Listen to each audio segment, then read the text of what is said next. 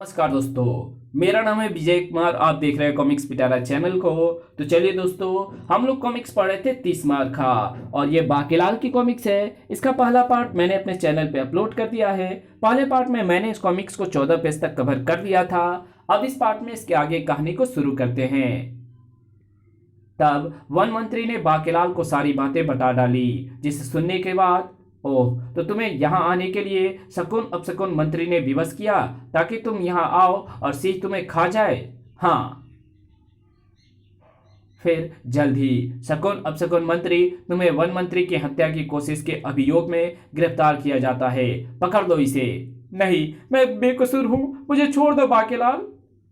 अगर तुम बेकसूर हो तो तुमने वन मंत्री को सिंहनी की खाल पहनाकर वन में क्यों भेजा? मेरी बीवी और बच्चों की जिंदगियां संकट में थी बाकीलाल।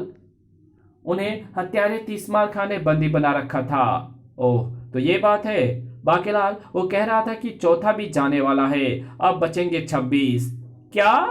कुछ सोचकर बाकीलाल ने शकुन अपशकुन मंत्री को छोड़ दिया, मगर अंदर ही अंदर वो भय से कांप उठा था। उन 26 में बाकीलाल की बारी कब होगी? अगला शिकार बाकीलाल नहीं था, क्योंकि हत्यारा चुन चुका था अपना अगला शिकार।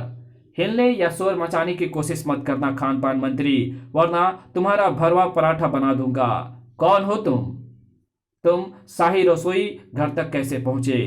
उन्हीं आलूओं की बोरी में बैठकर जिन्हें तुमने महाराज विक्रम सिंह के लिए उबालने के लिए इस देग में भरा है, मगर अभी भट्टी पे नहीं रखा। पर अब इस देग को भट्टी पर मैं चढ़ाऊंगा, और देग में आलू नहीं, तुम उबलोगे खान पान मंत्री। आ तिस्मार खा के भीषण प्रहार के साथ ही खान पान मंत्री मूर्छित होकर लुढ़क गया। तब क्रूर मुस्कान होठों पर लिए तिस्मार खा ने खान पान मंत्री को देग में भरकर देग को अंगीठी पर चढ़ा दिया।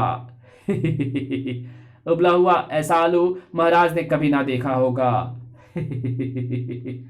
चलो, मेरा आज का काम खत्म हुआ, और मेरा आज का काम शुरू हुआ। हत्यारे तीसमार खां, भिसुम। आ नीचे गिरने के साथ ही तीसमार खां ने एक मोटा आलू उठाकर बाकीलाल पर खींच मारा। तड़ाक! ले बाकीलाल, आलू खा। अगर तुझे आ अगर तुझे आज ही खत्म करना होता तो अभी कर देता, मगर आज तेरी बारी नहीं है। तड़ाक! उसके बाद हत्यारा तीसमार खां वहां नहीं रुका। मैं जल्द ही तुमसे भी मिलूंगा बाकीलाल, अपने कफन दफन का इंतजाम कर लेना। पकड़ो, पकड़ो, पकड़ूं? घबराओ नहीं बाकीलाल, मैंने तुम्हें पकड़ लिया है। लगता है तुम्हें कमजोरी के कारण चक्कर आ रहा है। निकालो, बाहर निकालो। बाकीलाल, तुम्हारे मुंह से खान पान मंत्री की आवाज क्यों निकल रही है? बेवकूफ सेनापति।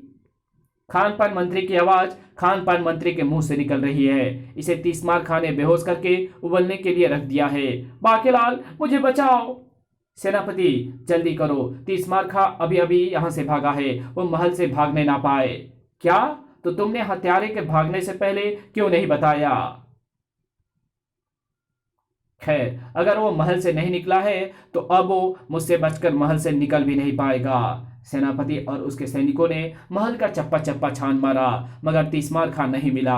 बाकीलाल, तीसमार खां नहीं मिला। क्या? लेकिन इतनी जल्दी वो महल से नहीं निकल सकता। बड़बड़ा उठा बाकीलाल, कहीं वो हत्यारा महल का ही कोई आदमी तो नहीं है?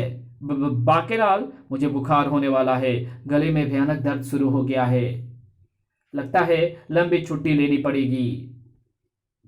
सेनापति, जब तक हत्यारा पकड़ा नहीं जाता तुम्हें मैं छुट्टी नहीं लेने दूंगा। गुर्र। हो सकता है मेरी बारी इसी के बाद हो। ये छुट्टी पर चला जाए तो मेरी बारी पहले आ जाएगी। सेनापति, फौरन ऐलान कर दो कि महल से ना तो कोई बाहर जाएगा और ना ही अंदर आएगा। ठीक है बाकीलाल, हत्यारे को पकड़ने की जिम्मेदारी महाराज ने तुम्हें सौंपी है। तुम्हारा आदेश तो मानना ही पड़ेगा। आज रात हत्यारे का भेद जरूर खुल जाएगा। इसके बाद सेनापति वहां से चला गया। सेनापति के ऐलान के बाद पूरे महल में तीसमार खां का आतंक फैल गया। हत्यारे के महल में होने की सूचना से ही मेरी तो नींद 7 समुद्र पार चली गई है। प्रबंध मंत्री के डर से मेरे मुंह से तो नारी ही नहीं निकल रहे हैं। हर किसी की नींद उड़ी हुई थी। महारानी, तुम अभी तक जाग रही हो? डरो नहीं, सो जाओ। हत्यारा हमारे कक्ष के बाहर खड़े पहरेदारों से बचकर यहाँ नहीं आ सकता। फिर खोजा भी पूरे महल में घूम घूम कर हमारी चौकसी कर रहा है। आराम पूर्वक सोने जा रहा था केवल बाकेलाल। महल में हर कोई जाग रहा है, ऐसे में हत्यारा बाहर नहीं निकलेगा। बेटे बाकेलाल, चल जाकर मुंह ढक के सो जा। इसलिए ही तो मैंने सेनापति को वैसा आदेश दिया था कि ताकि कोई भी रात को सो ना सके और मेरी पहरेदारी भी हो जाए। अब कम से कम रात की नींद खराब नहीं करनी पड़ेगी। मगर बाकेलाल गहरी नींद में डूबकर भयानक भूल कर बैठा था। बाकेलाल, तूने मेरा रास्ता 2 बार काटा है। तेरे कारण मैं अपने पिछले 2 प्रयासों में विफल हो गया। घुर्र, आज तेरी ही बारी है। आज तुझे मेरे हाथों मृत्यु से कोई नहीं बचा पाएगा। यह शहद मैंने तुझ पर छिड़क दिया है और इस थैली में भरे हैं आदमखोर चींटे, जिन्हें मैंने इसी दिन के लिए पाला था। अब ये कई दिनों के भूखे चींटे शहद की खुशबू पाकर तेरे बिस्तर पर पहुंच जाएंगे और फिर तेरे शरीर पर बुरी तरह से चिपट जाएंगे। बाकेलाल, बहुत योजनाएं बनाई तूने दूसरे को मौत देने की, मैं भी तुझे योजना बनाकर ही मार रहा हूं। मुझे पता है कि अब तू चीखेगा, मगर मैं तेरे मुंह में यह कपड़ा ठूस दूंगा। आ मगर तिस्मार खां का निशाना थोड़ा सा चूक गया। बाकेलाल ने तिस्मार खां को सामने देखा तो उसकी उंगली इतनी जोर से काटी आई कि उंगली कटकर बाकेलाल के मुंह में रह गई। आई! चींटे बुरी तरह से चिपक चुके थे, जबकि दर्द से तड़पता तिस्मार खां बाकेलाल पर लात जड़कर भाग खड़ा हुआ। मेरी उंगली! सैनिक, सैनिक, कोई है, कोई है! बाकेलाल के शोर से पूरे महल में हंगामा मच गया। सभी वहां दौड़े आए। अरे बाकेलाल चींटों पर चढ़ा हुआ है। बाकेलाल, चींटों से कुश्ती बाद में लड़ देना, पहले ये बताओ तुम चुके क्यों? सेनापति, बाकेलाल को चींटे खाए जा रहा है, जल्दी से कुछ करो। ओह, मैं तेल गरम करके बाकेलाल पर छिड़कवाता हूँ, चींटे मर जाएंगे। आई! सेनापति के बच्चे, जल्दी से हल्दी मेरे शरीर पर छिड़को। हल्दी की गंध से चींटे भाग जाते हैं। हल्दी का बोरा लाओ जल्दी। फौरन ही बाकेलाल पर हल्दी छिड़की गई, जिससे चींटे भाग गए। तब बाकेलाल, तुम पर चींटे कैसे चढ़ गए? शहद और चींटे मुझ पर तिस्मार खां ने छोड़े थे महाराज, वो महल में ही है। ये देखिए, ये उंगली उसी हत्यारे तिस्मार खां की है, जिसे मैंने ही काट डाला है ताकि वो बच ना सके। ओह बाकेलाल, अगर तुम हमें सतर्क ना करते तो हम सब सो जाते और शायद हत्यारा हम में से किसी को भी मार डालता। हाय मेरी फूटी किस्मत, मैंने ऐसा आदेश क्यों दिया? जबकि विक्रम सिंह ने आदेश दिया, सेनापति फौरन महल में उपस्थित सभी व्यक्तियों को एकत्रित करो ताकि हत्यारे का पता लगाया जा सके। जो आज्ञा महाराज, अब हत्यारा मेरे हाथों से नहीं बचेगा। जल्दी सब लोग आ चुके हैं बाकेलाल, मगर इनमें से तो किसी की भी उंगली नहीं कटी हुई है। अभी सब लोग नहीं आए हैं महाराज, आओ हमारे साथ। तुम हमें कहाँ ले जा रहे हो बाकेलाल? वो देखिए महाराज, खोजा, यही है तिस्मार खां। खोजा, तुम हत्यारे तिस्मार खां निकले? दोस्त, तो तू है तिस्मार खां। महाराज आप पीछे हट जाइए, मैं एक ही झटके में इसका सिर कलम कर दूंगा। ठहरो सेनापति, इसे सजा हम देंगे और वो भी कड़ी सजा, मगर पहले इसे बताने दो कि इसने ऐसा क्यों किया। बताओ खोजा, तुमने ऐसा क्यों किया?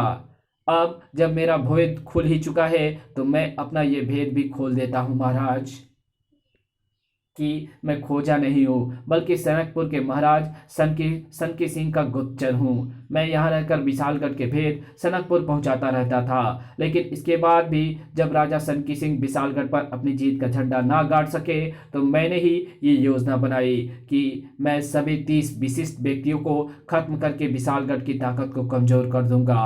फिर जब महाराज सनकी सिंह आक्रमण करेंगे तो उनकी जीत का झंडा गड़ जाएगा। ले जाओ आस्तीन के इस सांप को, इसको हम फांसी पर लटकवाएंगे। चल बे।